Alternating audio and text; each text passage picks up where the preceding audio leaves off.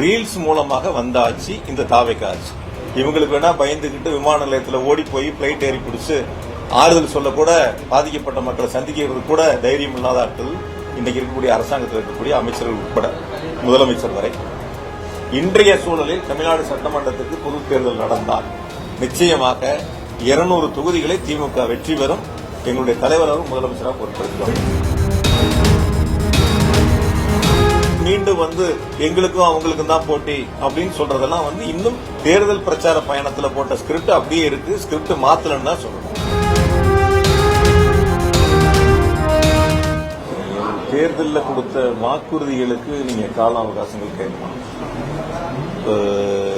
மாமே சீரு, அண்ணா சீரு, மகளிருக்கு 2500 ரூபாய் பணம் கொடுக்குறேன்னு சொன்னது, நிதி கொடுக்குறேன்னு சொன்னது, இதுக்கெல்லாம் நீங்க கால அவகாசங்கள் கேட்கலாம். சட்டம் ஒழுங்குக்கு ஒரு அரசாங்கம் கால அவகாசம்ங்கிறது நீங்க ஏத்துக்கிறீங்களா? முதல்ல சூலூர்ல இப்படி ஒரு துயர சம்பவம் நடந்துச்சு, அதை நீங்க மனதார ஏத்துக்கிறீங்களா? வேற நீங்க கொடுத்த மற்ற வாக்குறுதிகளுக்கு எப்படி வேணாலும் நீங்க கால அவகாசம் கொடுங்க, நீங்க ஒயிட் பேப்பர் போடுறேன்னு சொல்லுங்க, நிதிநிலை சொல்லுங்க, அது கால அவகாசம் கேட்பதுங்கிறது ஒரு அரசாங்கம் உட்கார்ந்துருக்கு கேட்கறாங்கிறது நம்ம சொல்றோம்.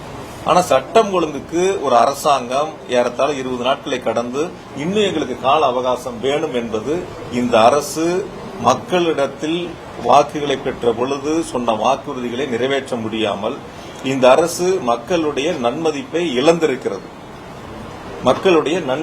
இழந்திருக்கிறது. எந்த இடங்களிலும் குறிப்பாக எந்த வேட்பாளர்களும் நீங்க கோயம்புத்தூர்ல சொல்லுங்க, 10 தொகுதியில் நின்ற வேட்பாளர்கள் எத்தனை வேட்பாளர்கள் அந்த தொகுதி முழுவதும் சென்று மக்களை சந்தித்து வாக்குகளை சேகரித்தார்? நீங்க பார்த்திருப்பீங்க எல்லாரும் கூட. இப்ப எங்க கட்சி வேட்பாளர்கள் இருந்தாங்க, கூட்டணி கட்சி வேட்பாளர்கள் இருந்தாங்க, அதிமுக கூட வேட்பாளர் இருந்தாங்க. அவங்களுடைய தேர்தல் சுற்றுப்பயணத்தையும் உங்களுக்கு வந்த சுற்றுப்பயணம் எல்லாம் வந்திருக்கும். அந்த புதிய கட்சியில நின்ற சுற்றுப்பயணம் உங்களுக்கு தெரிஞ்சிருக்கு. ஆக மக்களிடத்தில் அவர்களுடைய கொள்கைகளை, கோட்பாடுகளை, தேர்தல் வாக்குறுதிகளை முழுமையாக கொண்டு சேர்க்காமல் ரீல்ஸ் மூலமாக வந்த ஆட்சி இந்த தாவேக ஆட்சி. அரசு அமைந்த பிறகும் அதையே முயற்சி எடுக்கின்றார்கள்.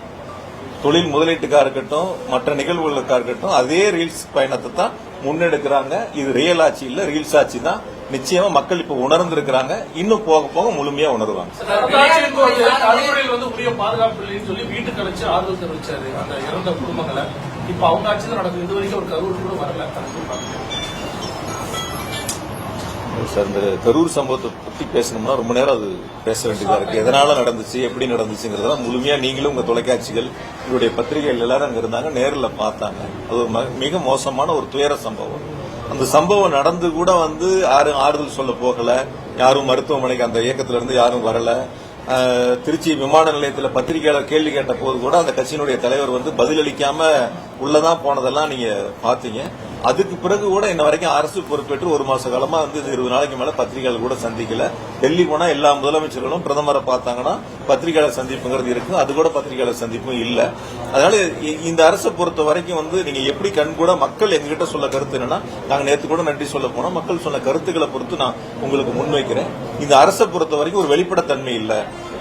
இந்த அரசை பொறுத்த வரைக்கும் மக்கள்கிட்ட சொன்ன வாக்குறுதிகளை நிறைவேற்றக்கூடிய ஒரு அரசு இல்ல.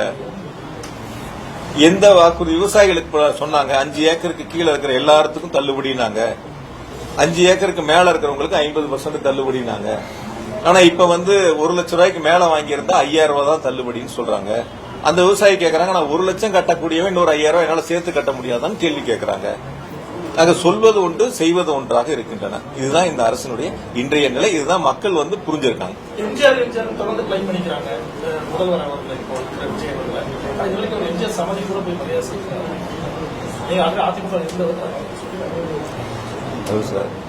சில நேரங்கள் சில அரசியல் கட்சியினுடைய தலைவர்களுடைய பெயரை பயன்படுத்தி அந்த வாக்குகளை தன் பக்கம் ஈர்ப்பதற்கான அந்த முயற்சிகளுக்கான மடைமாற்றமாக பயன்படுத்துறாங்க. அதான் ஒரு அமைச்சர் சொன்னாங்க, ஒரு கட்சியில இருந்து 90 விழுக்காடு எல்லாம் எங்ககிட்ட சேர்ந்துருவாங்க அப்படின்னு. அதான் அவங்களுடைய எதிர்பார்ப்பு. அந்த மாதிரி சொன்னா கொஞ்சம் பேர் வருவாங்களாங்கிறதுடைய எதிர்பார்ப்பு. அந்த எதிர்பார்ப்பு அவங்களுக்கு எப்படி பூர்த்தியாங்கிறத அவங்க தான் பார்க்கணும். எங்க இயக்கத்தை பொறுத்த வரைக்கும் உங்களுக்கு ஆரம்பத்திலேயே சொல்லலாம், நாங்க யார் இல்லைனாலும் பரவாயில்ல, எங்களை தாண்டி 100 பேர், 1000 பேர், 1,00,000 பேர், கோடிக்கணக்கானோர் இந்த இயக்கத்தை வளர்ப்பதற்கும் இயக்கத்தில் பணியாற்றுவதற்கும் தயாராக தொண்டர்கள் இருக்காங்க. தனிமனித தாக்குதல் அதிகமா ஈடுபட மாட்டீங்க அப்படின்னு இருக்கும்போது விஜய் தன்னை எம்ஜிஆராக மக்கள் மத்தியில் பேசிக் கொண்டிருப்பது எதை குறிக்கிறது? மக்கள் மத்தியில் செல்வாக்க குறிக்கிறதா, இல்ல வேற ஏதாவது அவரை பின்தொடர்ந்து? சார், தேர்தல் களம் வரை நீங்க என்ன வேணாலும் பேசுங்க சார். வாக்கு சேகரிக்கிற வரைக்கும். வாக்கு சேகரிப்பு முடிஞ்சிருச்சு, வாக்கு எண்ணிக்கை முடிஞ்சிருச்சு, அரசாங்கம் பொறுப்பெடுத்து கொண்டாச்சு. அதற்கு பிறகு இப்ப நம்ம 1 மாசத்தை நெருங்க போறோம். இந்த 1 மாத காலத்துக்கு பிறகு நீங்க நன்றி சொல்லக்கூடிய ஒரு இடத்துக்கு போறீங்க. அப்ப வாக்கு சேகரிக்கின்ற பொழுது என்ன பேசுனீங்களோ அதே கருத்துக்களை தான் நன்றி அறிவிப்பிலையும் முன்வைக்கிறீங்க. இப்ப அந்த இடங்கள்ல என்ன சொல்லியிருக்கணும், நாங்க இதெல்லாம் வாக்குறுதி சொன்னோம், இதை செய்யறோம், இதை செய்ய போறோம், இதெல்லாம் இந்த காலங்களில் செய்ய போறோம் அப்படிங்கறதா ஒரு அரசு பொறுப்பேற்ற அரசினுடைய கடமையா இருக்கு. அதை விட்டுட்டு மீண்டும் எங்களுக்கும் அவங்களுக்கும் தான் போட்டி அப்படின்னு சொல்றதெல்லாம் இன்னும் தேர்தல் பிரச்சார பயணத்துல போட்ட ஸ்கிரிப்ட் அப்படியே இருக்கு. ஸ்கிரிப்ட் மாத்தலன்னு தான் சொல்லணும். அதுதான் இன்றைய நிலைமையா இருக்கு. அதனால பொதுவாக நான் இன்றைய சூழலில் நான் உங்கள்கிட்ட வெளிப்படையா சொல்றேன். இன்றைய சூழலில் தமிழ்நாடு சட்டமன்றத்திற்கு பொது தேர்தல் நடந்தால் நிச்சயமாக 200 தொகுதிகளை திமுக வெற்றி பெறும். எங்களுடைய தலைவராகவும் முதலமைச்சராக பொறுப்பெடுக்கிறோம். அந்த அளவுக்கு மக்களுடைய மனநிலை இன்னைக்கு ஒவ்வொரு மக்களும் சொல்லக்கூடிய கருத்துக்கள் அந்த அளவுக்கு கீழ்மட்டம் வரைக்கும் அப்படி இருக்கு. சட்டப்பேரவை கூட்டம் தொடங்க மக்கள் பிரச்சனைகள் அரசை விமர்சிக்கக்கூடிய இல்லையோ அதிமுக திமுக ஒன்றிணைந்து சட்டப்பேரவை செயலாற்றக்கூடிய வாய்ப்புகள் இருக்குமா சார்?